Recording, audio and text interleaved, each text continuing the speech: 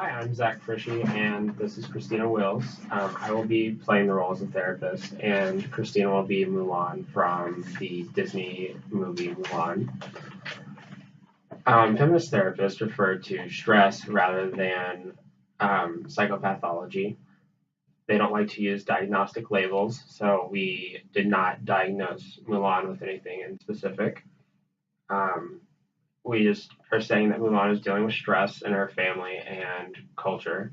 Right now, Mulan is a teenager and she identifies as a Chinese female. So we will start the therapy session now. Hi, Mulan. How was your week? My week was kind of difficult. Um, I felt very stressed and kind of lonely. Can you tell me a little bit more about the stress and loneliness that you felt over the past week and like what events led up to that?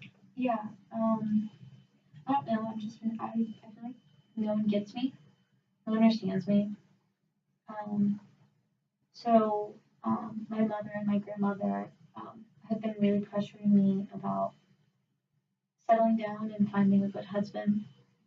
Um, I'm a teenager now, and so I am expected to um, find a husband because I'm a woman in my culture. So I've been dealing with that pressure of finding a husband, um, which is hard for me because I have this conflicting feeling of wanting to please my family and honoring my family and my ancestors.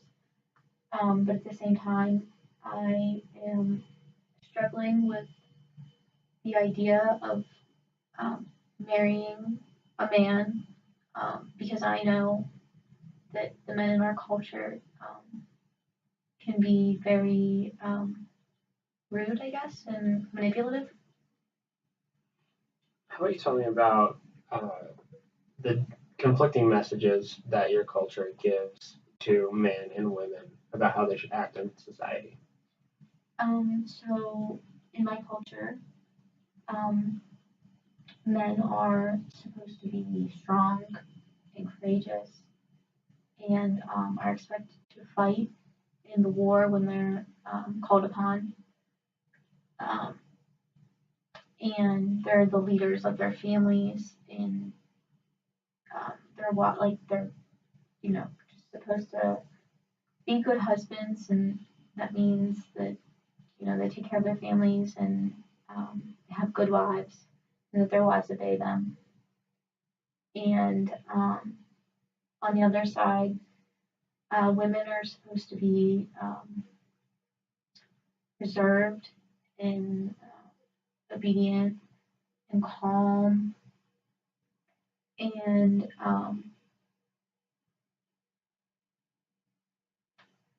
I guess they're expected to be mothers and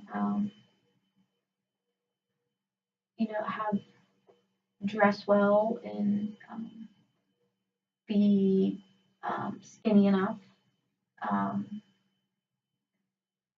and wear makeup and be feminine and do their womanly duties. How about you tell me a little bit more about like the unrealistic beauty ideals in your culture? Yeah, I guess the standards in my culture, some of them could be perceived as unrealistic. Like I mentioned, being skinny enough.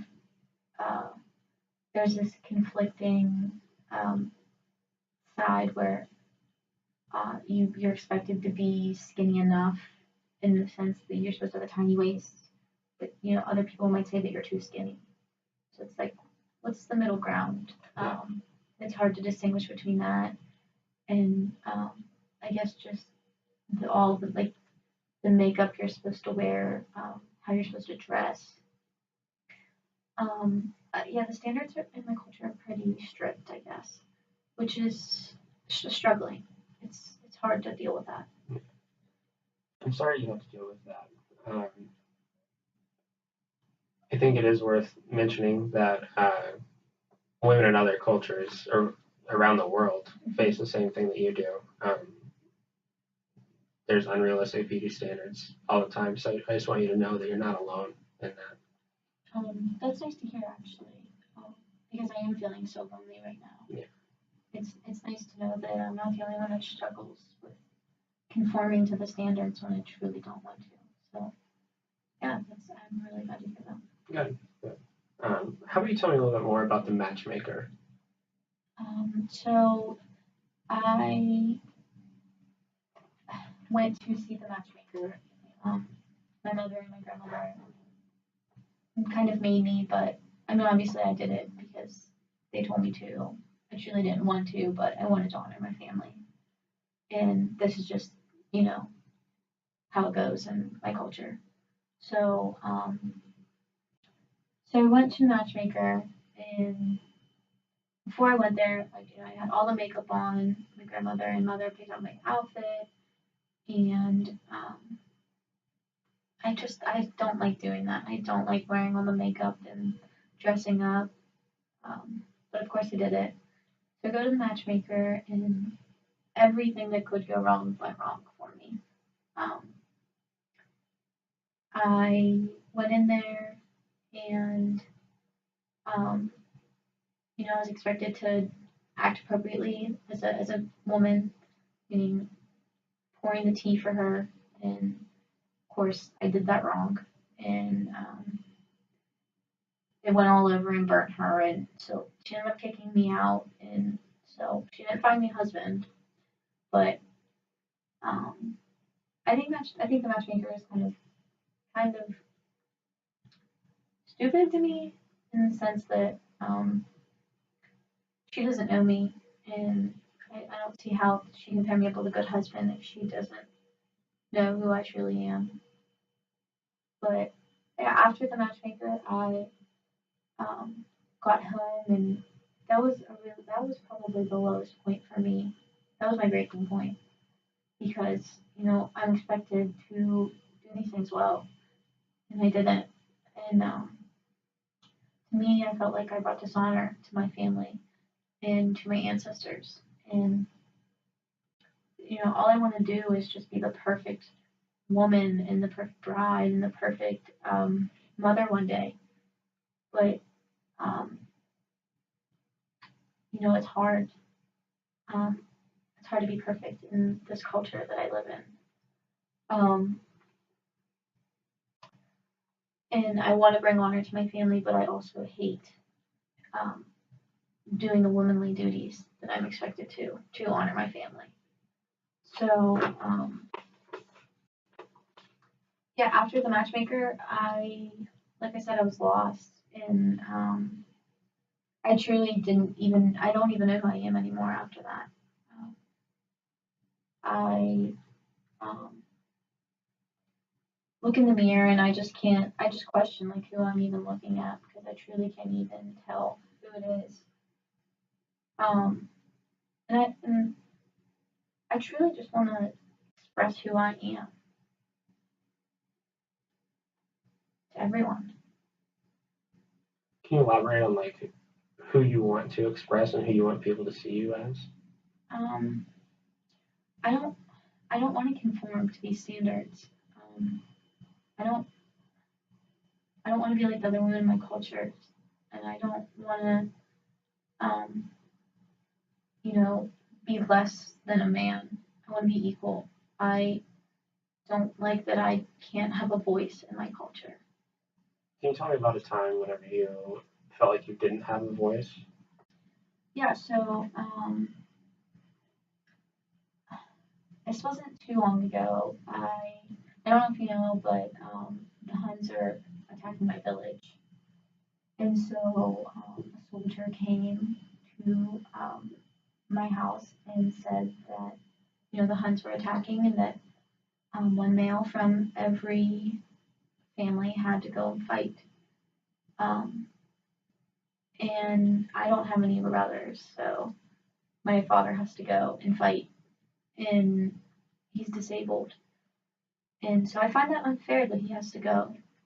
And so, like I said, I'm not the girl that I'm supposed to be. I'm not reserved. I'm not quiet. And so I spoke up and I approached a soldier and I said, you know, like, I don't think it's fair that my father has to go and that I will go in his place. And the soldier just, you know, quiet. He just said, quiet, silence.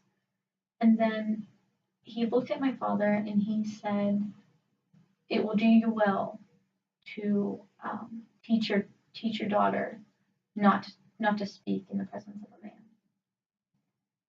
And that really hurt because not only was did it not go down the way, not, it didn't happen the way that I wanted it to. You know, I wanted to go and fight for my father, and I wanted it to be all okay. But the soldier truly made me feel like I didn't have a voice because he didn't even look at me when he said that. He looked at my father like I was a piece of his property, or I was his I was just like an animal. I was his horse that needed to be trained better. And you know that already hurt. That stung. And then after that, my father looked at me and he said, "Milan, you dishonored me." And I did. I truly did. But at the same time, I was just trying to help. And that was really hard as well. Um, yeah, that soldier really made me feel like what I had to say was not worth it, and that I had no voice as a woman in my culture. That whole situation seems like you felt really powerless. Um, can you tell me about a situation where you felt powerful? Yeah, it, I did feel powerless then, um, and I guess right now I feel so like down about myself and feel so bad about myself. Hard for me to think about like a time that I felt powerful. So I guess like when I told you about the matchmaker, when I was on my way there, you know, all dressed, you know, appropriately and had my makeup on. We were walking there and we approached these two older gentlemen who were playing chess in the park. And of course, I had an urge to go over and I just went over and I just finished the game for them in like 10 seconds. And, you know, I probably shouldn't have done that because I am a woman and that I probably dishonored them as being males and elder people in my culture.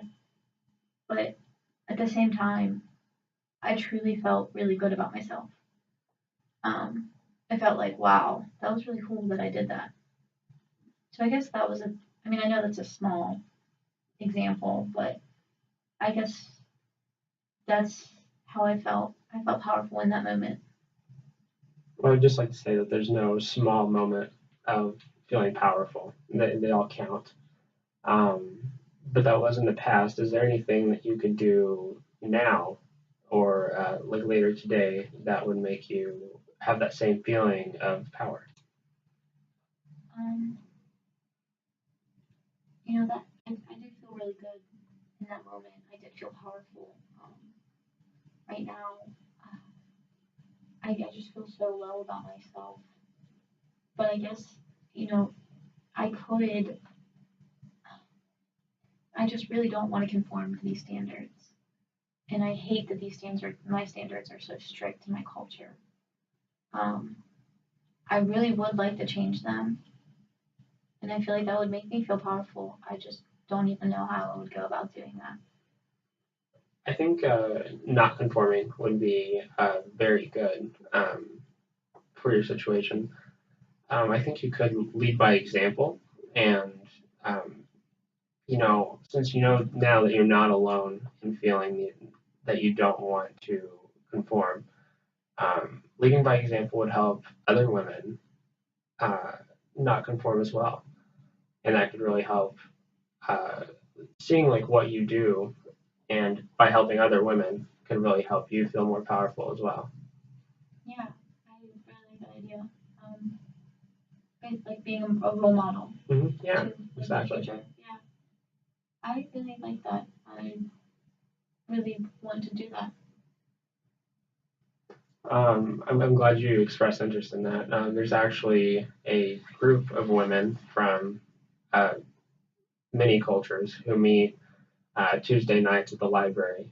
And if you're interested, I think that would be a very good opportunity for you to go and share your experience and hear the experiences of other women. Yeah, I am very interested in that.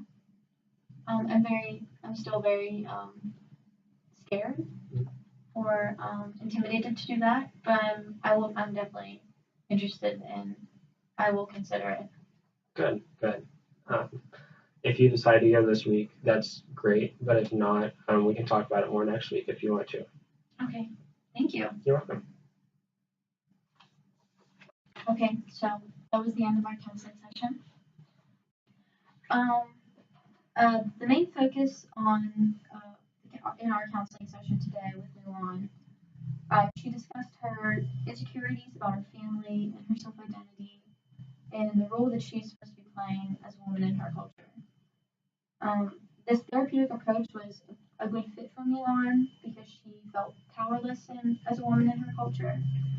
And this approach gave her the encouragement to the realization that she is a powerful woman, and that she does not have to abide by every gender norm set forth in her culture. Zach, the therapist, brought the disempowering social forces to her attention, and then he empowered her to live the life that she wants to, not the way her culture wants her to. So some techniques we used in our role play, empowerment. We use this technique throughout the role play scenario. Empowerment is very important when using feminist therapy. You want your client to feel like they're powerful when a lot of the times they may be feeling powerless. One specific example of empowerment is in our role play was when Zach asked me, Mulan, what is the most powerful thing you could do for yourself right now? This question allowed me to, as Mulan, to think about how powerful or how power is available to me. It brought awareness to me as a powerful person and a powerful woman. We also used social identity analysis. We used this technique at the beginning of the role play when Zach asked me about the messages I receive about women and men in my culture. Then Zach talked to me about the body image ideals of my culture and how women in other cultures face similar situations. When he brings this to my attention, it allows me to reflect on what he is saying. It allows me to think about the oppression I am facing and how other women are facing this oppression as well. Another technique we used was gender role intervention. Social identity analysis and gender role intervention appeared to us to go hand in hand. The aim for this technique is to provide Mulan with the insight into the ways social issues are affecting her.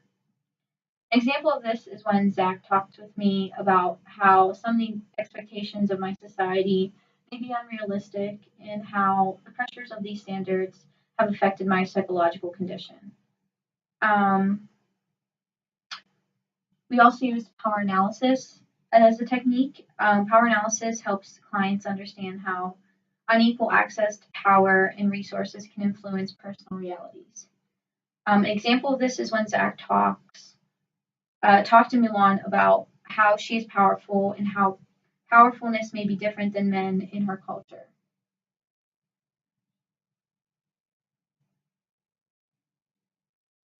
Maybe we'll just cut it. And then I won't even say group work.